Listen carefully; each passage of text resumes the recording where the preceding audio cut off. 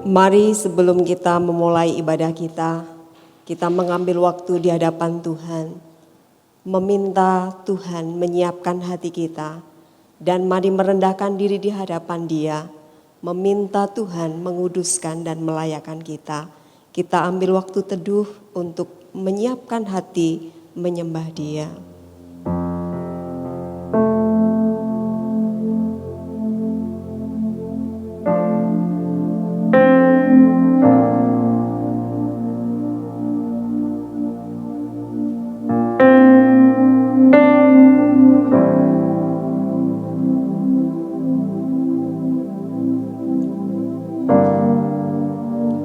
Pertolongan kita datang dari Tuhan yang menciptakan langit, bumi, dan segala isinya.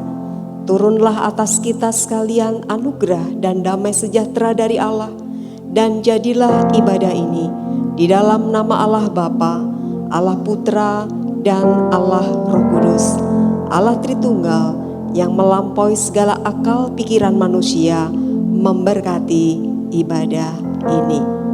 Amin. Shalom, selamat sore teman-teman, selamat hari Minggu. Mari kita datang ke hadirat Tuhan, mari kita angkat lagu pujian, tinggikan dirimu.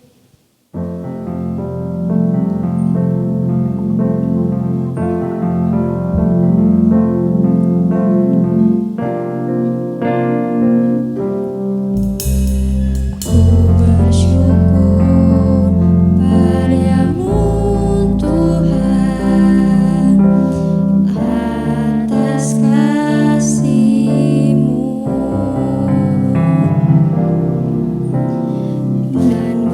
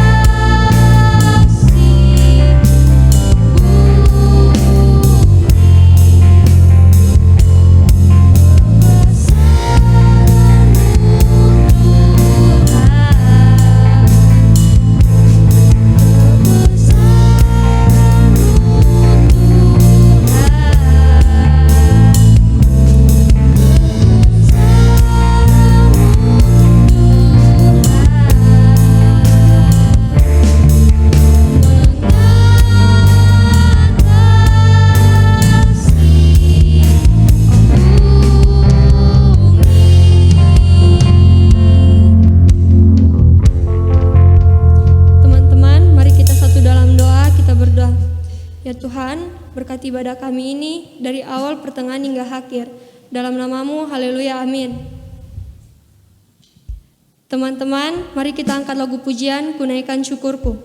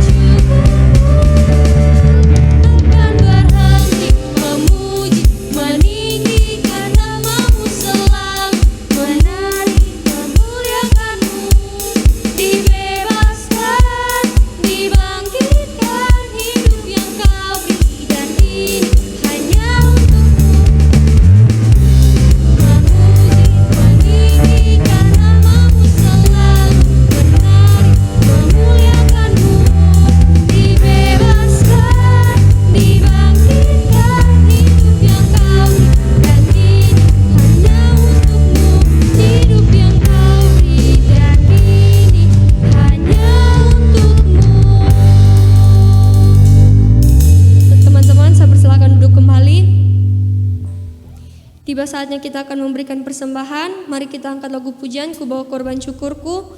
Tapi sebelum itu, teman-teman dapat mentransferkan uang persembahan ke rekening gereja yang ada di bawah layar, atau bisa diantarkan ke gereja saat jam kantor. Saat beri persembahan, kasih keterangan untuk komisi remaja. Mari kita angkat lagu pujian, Ku Bawa Korban Syukurku.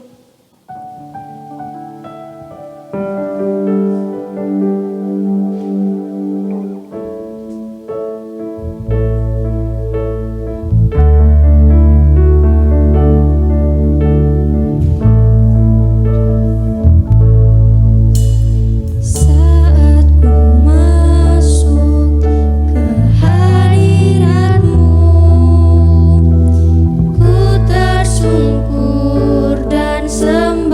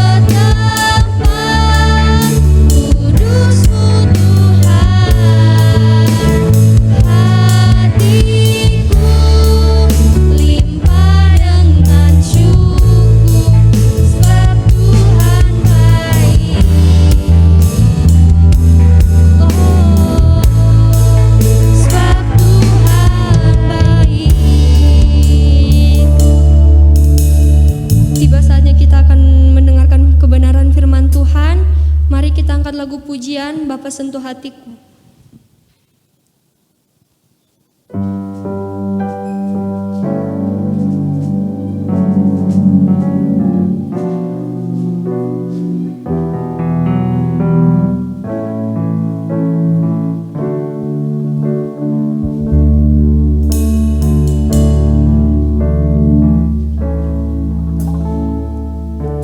Aku mencintai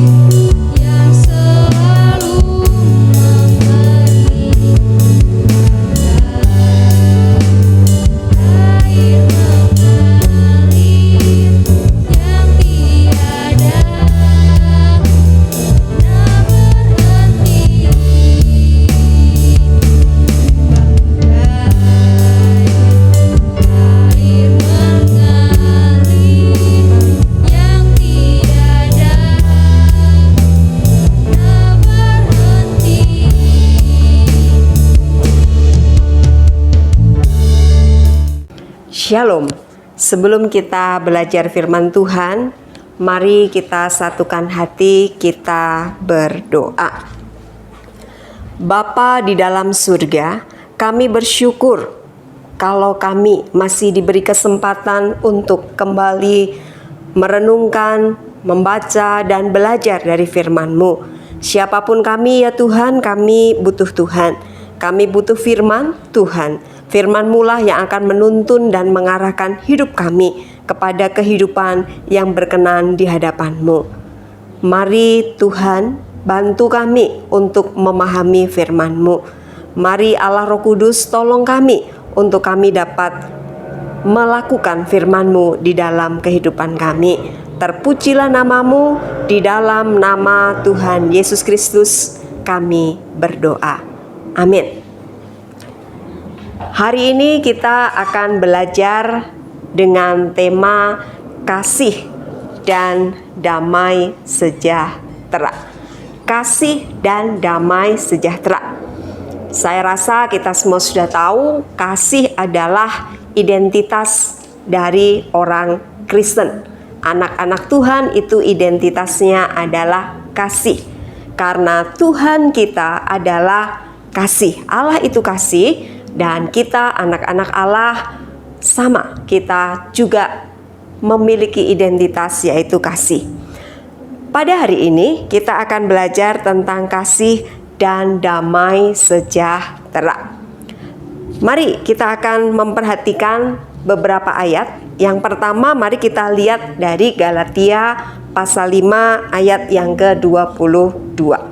Galatia 5 ayat 22 ditulis demikian. Tetapi buah roh ialah kasih, sukacita, damai sejahtera, kesabaran, kemurahan, kebaikan, kesetiaan. Dan nanti kalau dilanjutkan ada hal-hal yang lain. Tapi kita fokus untuk melihat kata damai sejahtera. Buah roh ialah kasih, sukacita, damai sejahtera.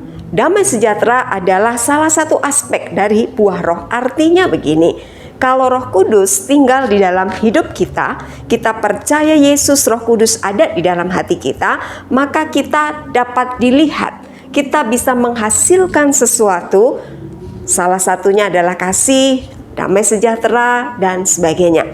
Sehingga damai sejahtera adalah buah roh. Dihasilkan karena ada Roh Kudus di dalam diri kita.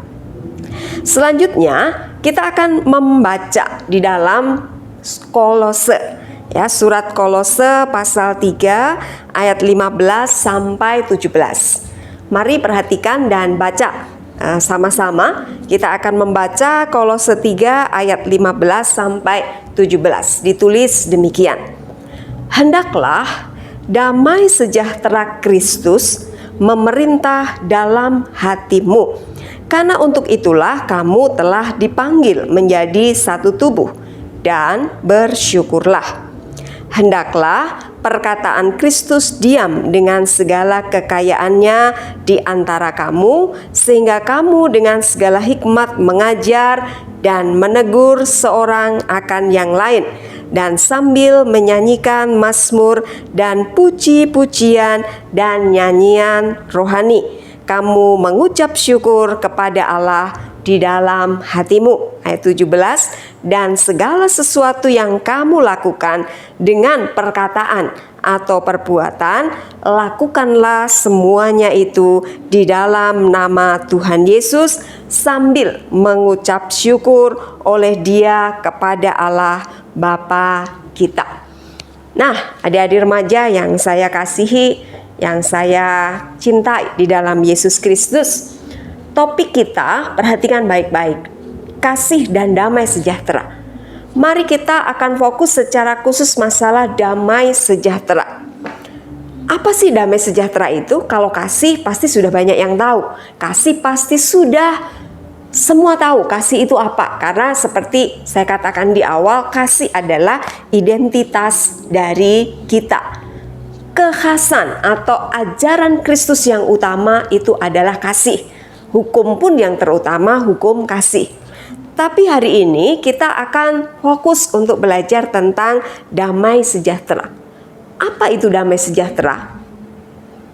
Damai sejahtera pasti sudah punya bayangan bahwa damai sejahtera itu suasana yang aman, suasana yang tenang, kira-kira seperti itu dan banyak yang lain.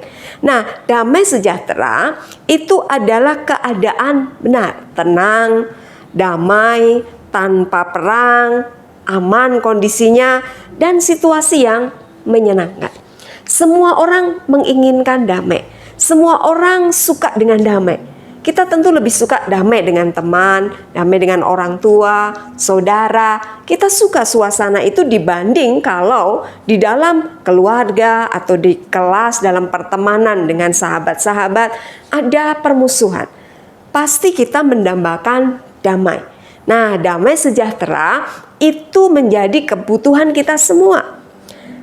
Damai sejahtera, kita belajar dalam Alkitab bahwa damai sejahtera itu adalah hak sekaligus tanggung jawab setiap orang yang mengikut Kristus.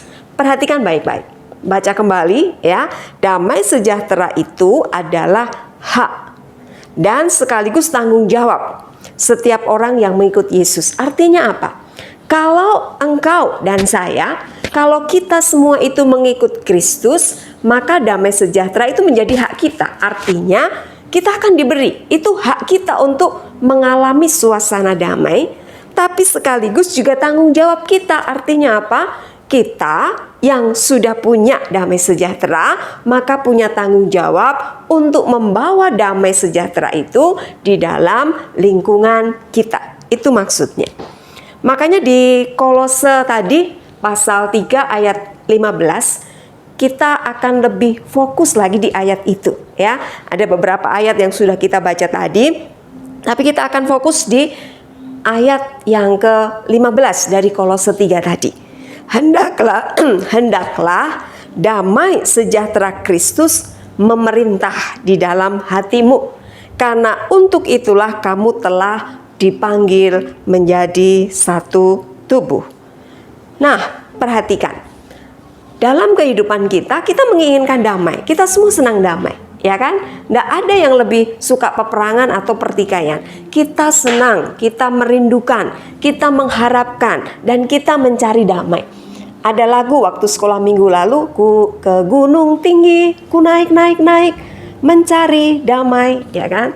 Ke lembah curam, ku turun, mencari damai. Jadi damai yang dicari.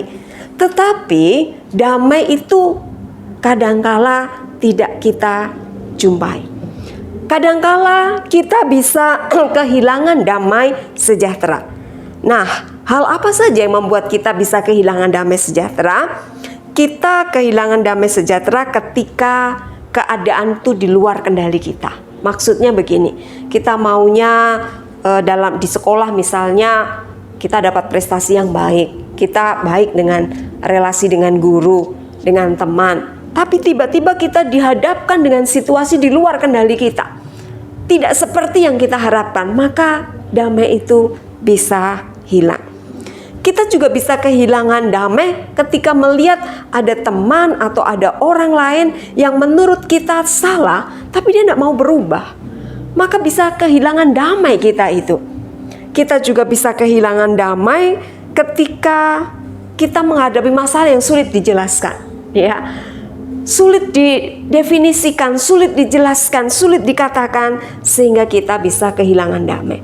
Atau situasi-situasi lain, artinya begini, kita merindukan damai sejahtera, kita menginginkan damai sejahtera, tetapi seringkali kita kehilangan damai sejahtera. Benar demikian, bukan? Nah, hari ini kita akan belajar bagaimana memperoleh damai sejahtera. Bagaimana memperoleh damai sejahtera? Nah, adik-adik semua, menerima damai sejahtera Allah bukan berarti hidup kita akan terbebas dari masalah. Ya, jadi menerima damai sejahtera Allah itu bukan berarti hidup kita bebas dari masalah. Tapi menerima damai sejahtera itu artinya meski kita dihadapkan dengan suasana yang tidak menyenangkan.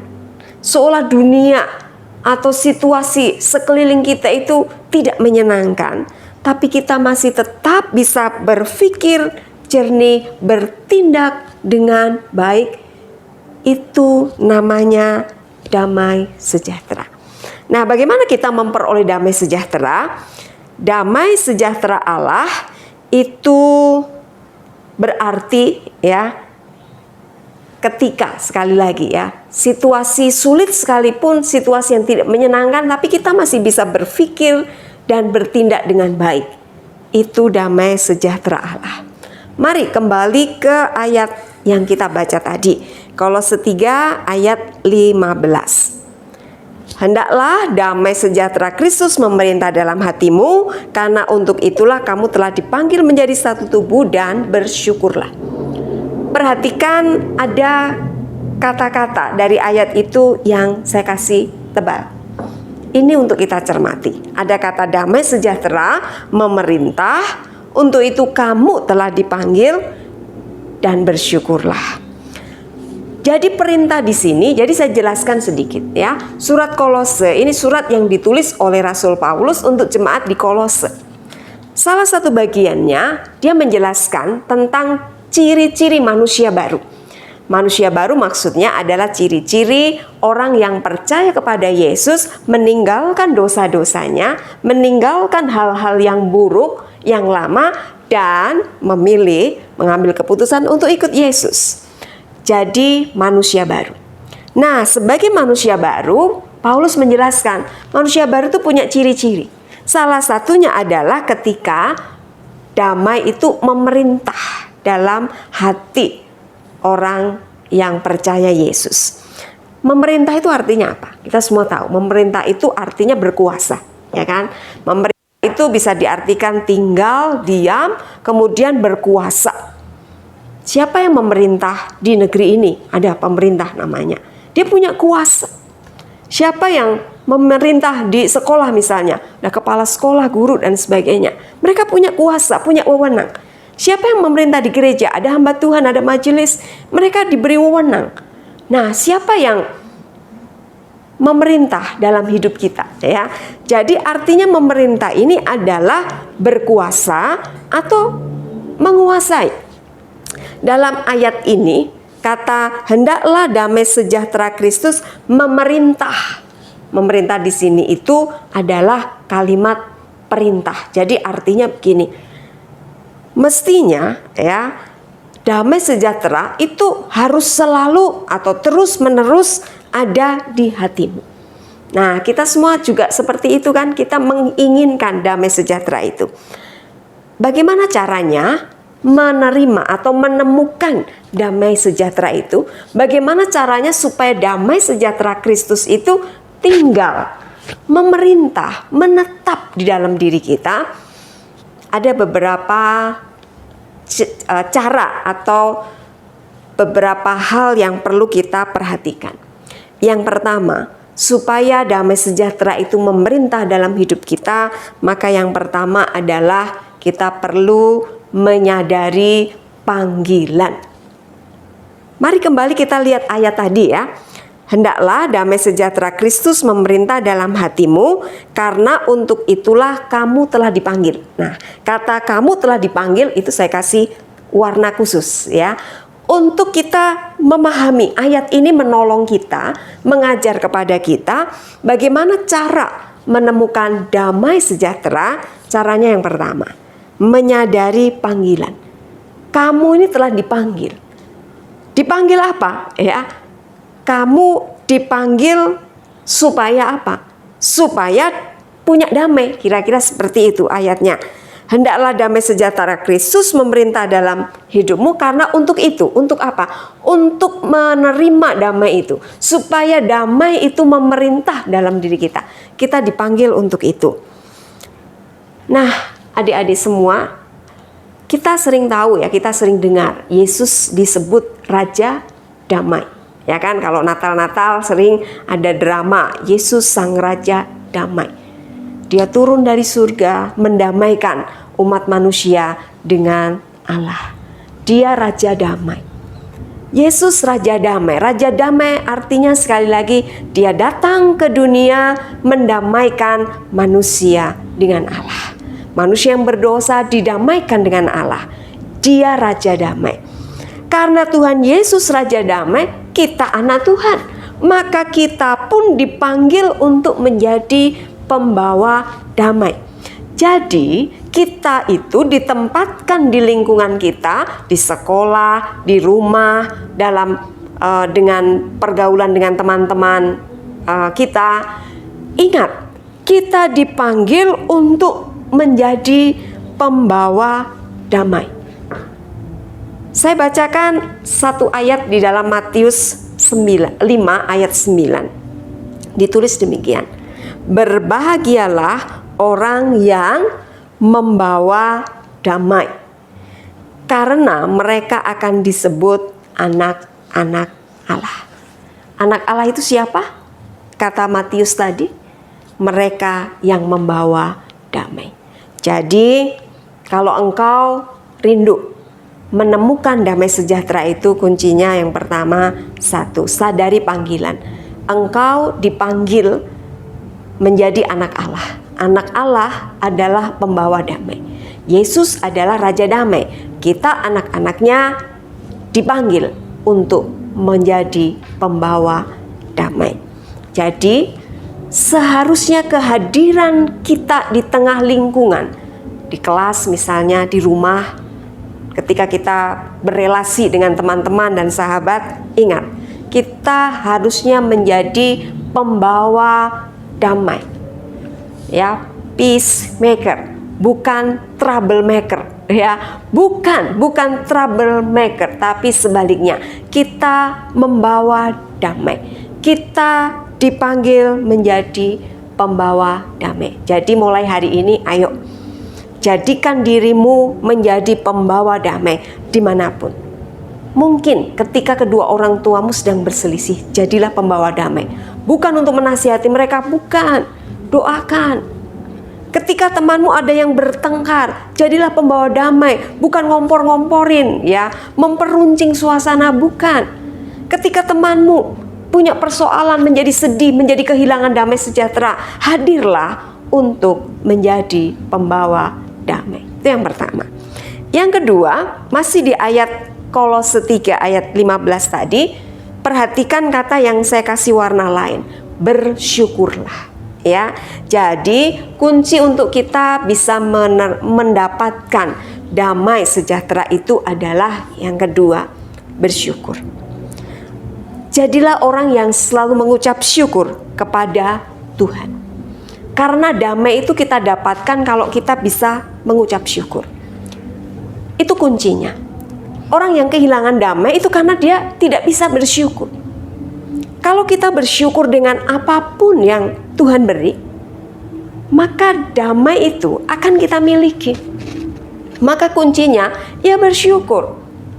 Saya punya tips dalam hidup ini, saya ingin bagi buat kalian. Ya, sesuatu yang bisa diubah, ubahlah. Tapi sesuatu yang memang sudah nggak bisa diubah, ya disyukuri. Mau di apa? Ya lebih baik mengucap syukur, bersyukur. Kalau sesuatu yang bisa di-upgrade, yang bisa diubah, terus di-upgrade, diubah. Tapi kalau sesuatu yang sudah nggak bisa, disyukuri. Ada banyak orang berkebutuhan khusus karena tubuhnya mungkin kurang lengkap dan sebagainya. Ketika dia bisa bersyukur, maka damai itu tetap dia miliki. Ketika kita mungkin mendapatkan sedikit persoalan, ya, sedikit masalah, tapi kita bisa bersyukur dan terus melihat Tuhan, maka damai itu tidak akan hilang dari diri kita. Nah, adik-adik semua, di bagian akhir saya mengajak kita sama-sama baca ini ya, yang saya cantumkan dalam PowerPoint ini. Ayo baca sama-sama. Oke, siap? Mari kita membaca. 1, 2, 3. Saya harus menjadi seorang agen pendamaian atau peacemaker bagi dunia ini. Untuk itulah saya menerima anugerah pendamaian dari Kristus. Saya diperdamaikan untuk membantu orang lain mendapat damai sejati. Tugas utama saya sekarang adalah mengusahakan damai dalam diri saya benar-benar nyata dan sejati. Tidak ada tugas yang lebih mulia daripada tugas pendamaian ini. Ini adalah sebuah privilege bagi saya, hak istimewa. Adik-adik semua perhatikan baik-baik. Privilege, menjadi pembawa damai itu hak istimewa. Kita menjadi duta perdamaian. Oleh karena itu, ingat, mulai hari ini, ingat, engkau adalah duta perdamaian, pembawa damai. Mendamaikan sesama, tapi terlebih mendamaikan seseorang dengan Kristus. Caranya apa? Kau terima Yesus, kau sampaikan siapa Yesus. Dia adalah juru selamat. Dan kita memberitakan damai itu kepada semua orang. Kiranya Tuhan menolong, dan sekali lagi jadilah agen pembawa damai, duta perdamaian. Amin. Tuhan memberkati. Mari kita berdoa untuk firman Tuhan. Bapa di dalam surga, kami mengucap syukur untuk firman-Mu. Firman-Mu mengajar dan sekaligus mengingatkan kami bahwa siapapun kami ya Allah, kami adalah pembawa damai. Ini adalah privilege dari Allah, hak istimewa ketika kami menjadi pengikut Yesus. Terima kasih Tuhan, kami rindu untuk memiliki damai sejahtera itu, dan kami rindu untuk membawa damai itu di dalam lingkungan kami, dalam komunitas kami. Jadikanlah kami selalu pembawa damai. Terima kasih untuk firman-Mu. Mari Roh Kudus bantu kami menjadi pelaku firman. Di dalam nama Tuhan Yesus Kristus kami mengucap syukur untuk firman-Mu. Haleluya. Amin. Teman-teman, saya ajak untuk bangkit berdiri. Pengakuan iman rasuli.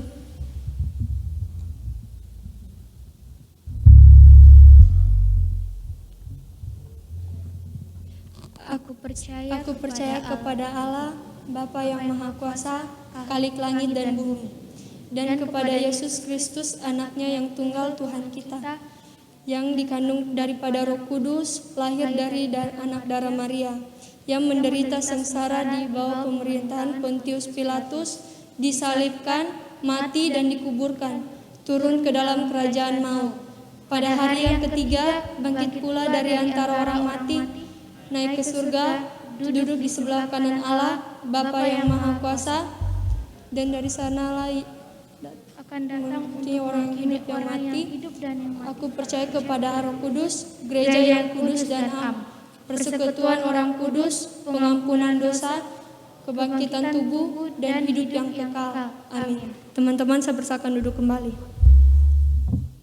Mari kita bawa doa-doa di hadapan Allah dengan penuh keyakinan iman bahwa Tuhan baik bagi kita, Tuhan peduli bagi kita, Tuhan berkenan mendengar doa-doa kita. Mari satukan hati dan iman kita, kita berdoa. Terpujilah Engkau ya Tuhan dan Allah kami. Kami bersyukur kalau kami masih diberi kesempatan untuk menikmati kehidupan, menikmati kesempatan demi kesempatan yang Tuhan beri bagi kami. Tuhan, kami mengucap syukur sepanjang minggu sudah kami lalui bersama Tuhan dalam studi kami, dalam pelayanan kami, dalam kehidupan kami pribadi lepas pribadi, dalam segala sesuatu yang kami kerjakan. Tuhan sudah memimpin kami. Kami mengucap syukur untuk berkat-Mu, untuk kekuatan, kesehatan, untuk segala sesuatu yang kami alami. Sukacita dan berkat-berkat-Mu sungguh kami syukuri. Dan kami juga belajar ya Allah untuk mengucap syukur setiap kesulitan yang Tuhan izinkan bagi kami. Karena kami tahu melalui semua itu Tuhan membentuk kami menjadi pribadi yang semakin mengasihi dan berharap kepada Tuhan. Hari ini Tuhan kami bersyukur ada kesempatan bagi kami untuk beribadah bersama-sama. Dan kami mengucap syukur ada kesempatan juga untuk menaikkan doa-doa kami, syafaat kami di hadapan-Mu. Yang kami tahu Tuhan baik bagi kami, Tuhan peduli atas kami, dan Tuhan berkenan menjawab doa-doa kami. Hari ini ya Allah, kami berdoa menyerahkan untuk setiap anak-anak-Mu yang dalam minggu ini berulang tahun. Tuhan berkati supaya tahun-tahun selanjutnya adalah tahun-tahun di mana anak-anak-Mu akan semakin hidup takut akan Tuhan, menghormati Tuhan, dan hidup melakukan firman-Mu. Tuhan, kami juga bersyukur dan bersukacita untuk segala prestasi dan kesempatan yang Engkau beri bagi kami masing-masing sesuai dengan kapasitas dan talenta yang Engkau berikan.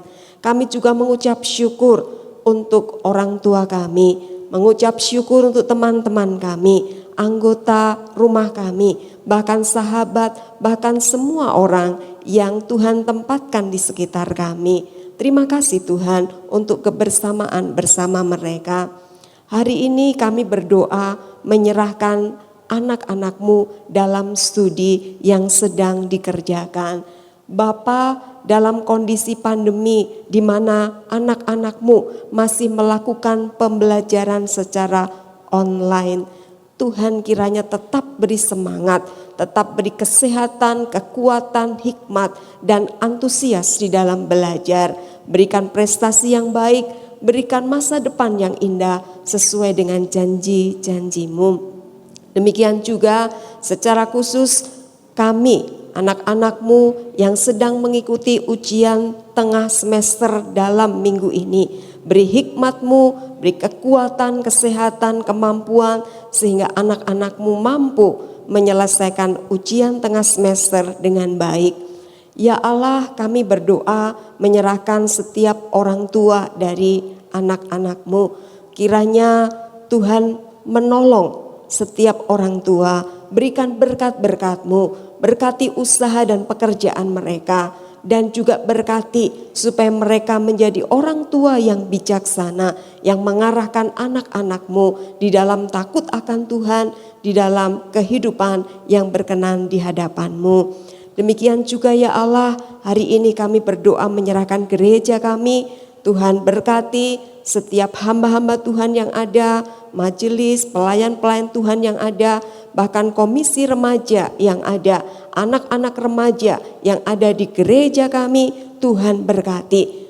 Jadikanlah anak-anak-Mu menjadi anak-anak remaja yang mengasihi Tuhan, mencintai Tuhan, takut akan Tuhan, dan semakin hari semakin setia mengiring Tuhan. Terima kasih ya Allah, terima kasih. Akhirnya kami menyerahkan kehidupan kami pribadi lepas pribadi. Setiap anak-anak-Mu ya Allah, dengan segala pergumulan mereka, dengan segala persoalan yang dihadapi, Tuhan hadir memberikan pertolongan, memberikan solusi atas setiap persoalan yang sedang dialami. Lebih dari itu, jadikanlah mereka menjadi anak-anak yang semakin mengandalkan Tuhan. Terpujilah nama-Mu, sempurnakanlah doa kami. Kami bawa dengan penuh keyakinan iman kami kepadamu. Di dalam nama Tuhan Yesus Kristus yang mengajarkan kami berdoa bersama-sama. Bapa kami yang ada di surga, dikuduskanlah nama-Mu, datanglah kerajaan-Mu, jadilah kehendak-Mu di bumi seperti di surga. Berikanlah kami pada hari ini makanan kami yang secukupnya, dan ampunilah kami akan kesalahan kami seperti kami juga mengampuni orang yang bersalah kepada kami. Dan janganlah membawa kami ke dalam pencobaan, tetapi lepaskanlah kami daripada yang jahat. Karena Engkaulah yang empunya kerajaan dan kuasa dan kemuliaan sampai selama-lamanya. Amin. Silahkan duduk kembali. Shalom teman-teman. Yang pertama-tama diucapkan terima kasih untuk teman-teman yang sudah melayani pada minggu hari ini. Yang kedua, diucapkan terima kasih untuk Penginjil Kristiana yang sudah membawakan firman Tuhan pada hari ini. Akan ada beberapa pengumuman pada hari ini. Yang pertama, akan diadakan rangkaian ibadah Paskah di gereja, yaitu Doa Getsemani pada hari Kamis tanggal 1 April, ibadah Jumat Agung dan perjamuan kudus pada hari Jumat 2 April. Dan yang terakhir, ibadah Paskah subuh akan dilaksanakan pada hari Minggu pada tanggal 4 April. Pengumuman kedua adalah kita akan mengadakan komsel setiap hari Sabtu jam 6 sore. Dan pengumuman ketiga adalah ibadah remaja setiap Minggu jam 5 sore. Sekian pengumuman hari ini. Selamat hari Minggu, Tuhan Yesus memberkati. Tiba saatnya kita akan mengakhiri ibadah. Teman-teman, saya ajak untuk bangkit berdiri. Kita naikkan lagu pujian, tinggikan namamu. Dirimu.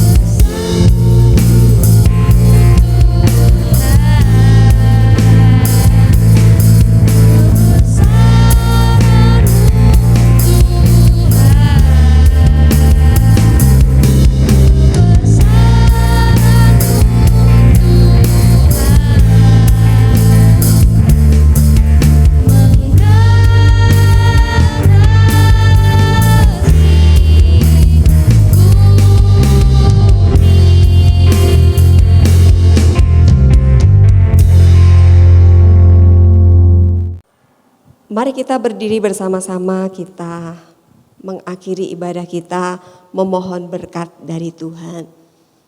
Kiranya kasih karunia dari Allah Bapa di surga, kasih sayang dari Tuhan Yesus Kristus di dalam persekutuan dengan Roh-Nya yang kudus akan menyertai kita semua saat ini, bahkan sampai selama-lamanya. Haleluya. Amin.